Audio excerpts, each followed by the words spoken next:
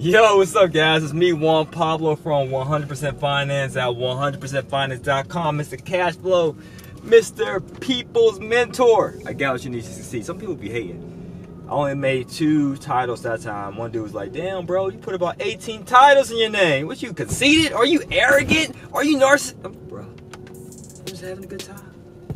You should try it. So while I'm having a good time, it's pretty much fitting of the topic of the discussion. You gotta incorporate the personal with the professional, the business and the pleasure, right? So we just got done working a few moments ago, on my way to get a haircut, but I also throw some things in there to have some fun and personal, because you gotta have that balance. I get a lot of tweets and comments from social media about people who say, hey, how do you set up that proper work-life balance, right? Because it is difficult, and I realize you have to schedule the fun. As crazy as that sounds, you have to schedule it.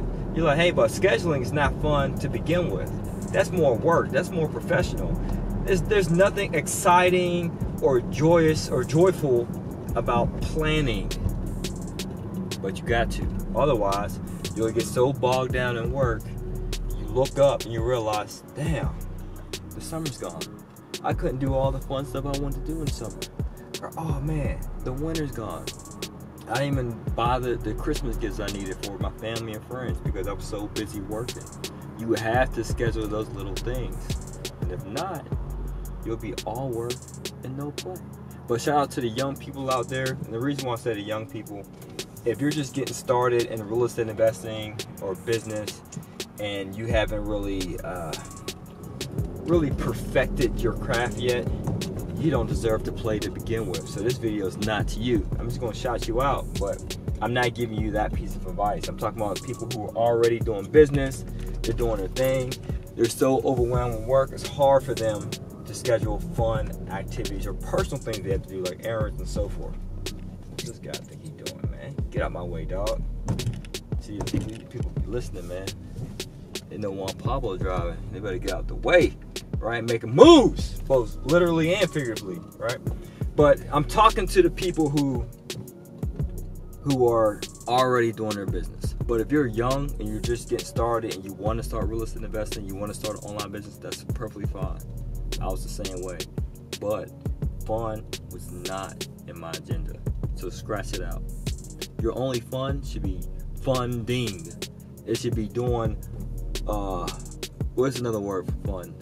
Funding, functional. It should be short of a bigger word. Things that relate to you being a boss in your own right. And that's what I did when I first started out.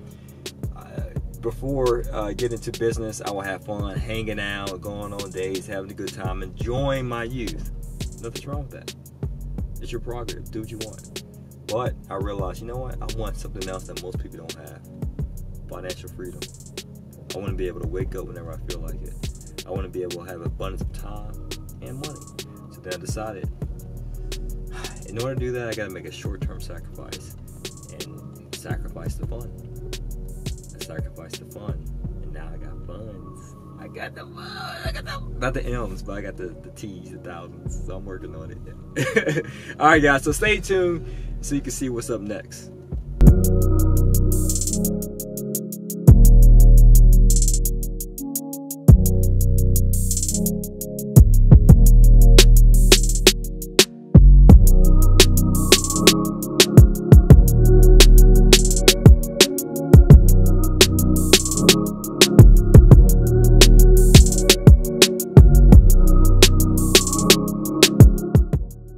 Just handling some personal business while I'm on the go. Just got my hair cut, but I had to stop. They've been working on this for a while. New construction, so I'm not sure if it's commercial, if it's going to be for residential, multifamily.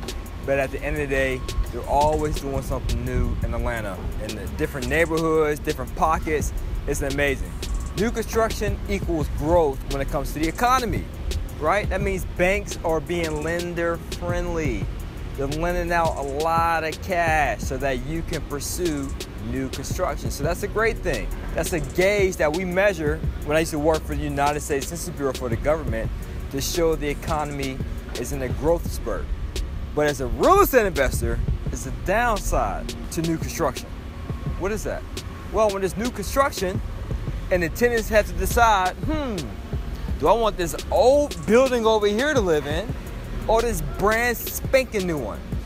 And as an investor who engages in the yield play, I'm buying a property already yielding cash flow. Already have tenants inside, safe investment, only some cosmetic repairs are required.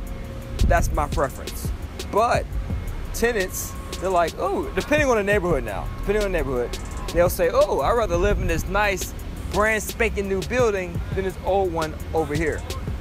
But that's not my main tenant base. That's not my main client. My main customer base is a tenant who's either Section 8 or on some type of public assistance. So they can care less about the new construction or having all the sexy amenities in their apartment, their complex. They don't care about that. All thing they care is Uncle Sam or somebody else going to pay my rent? So I don't have to, pretty much.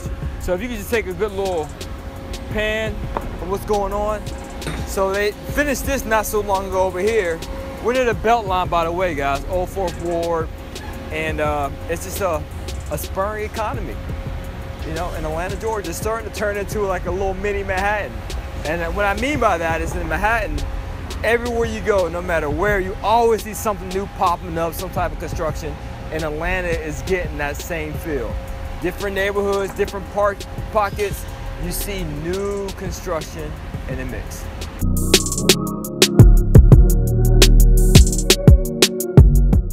We're at Atlantic Station right now, on our way to get some delicious food. If you ever been to Atlantic Station in Atlanta, you're missing out. It's like a cool chill spot, day spot, short hangout spot right near Midtown. So we're hungry. It's about 3 o'clock, haven't had a meal yet. It's been intermittent fasting. Some of y'all know about that. It's all about perfecting your health, reducing your caloric intake so that you can look good on the camera. That's what we're about, looking good, you know what I'm saying? Eating good, feeling good, and making this good money. All right, let's go get it.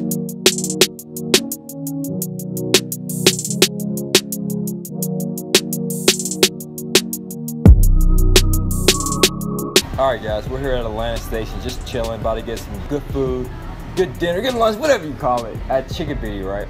So while I'm here, the waiter comes and he's like, hey, so what would you like? I told him what I like, cedar plank salad. I want the beans, but without the rice, and I also want the sauteed spinach and some deviled eggs. And the guy said, okay, great. Then he asked my cousin who's holding the camera for his order. He said, all right, just to repeat to make sure I have it right, you would like the cedar plank salmon, beans and rice, and the side salad.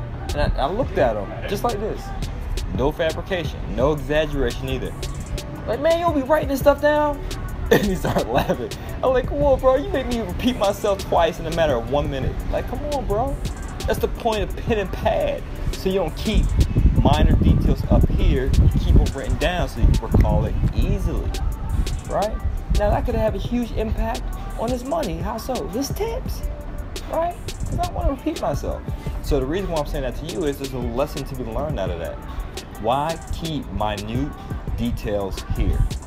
Why say, oh, I have to remember to do laundry later. Oh, I have to remember to pick up my dry cleaning later. Oh, I have to remember to call so-and-so and wish him happy birthday. What's the point?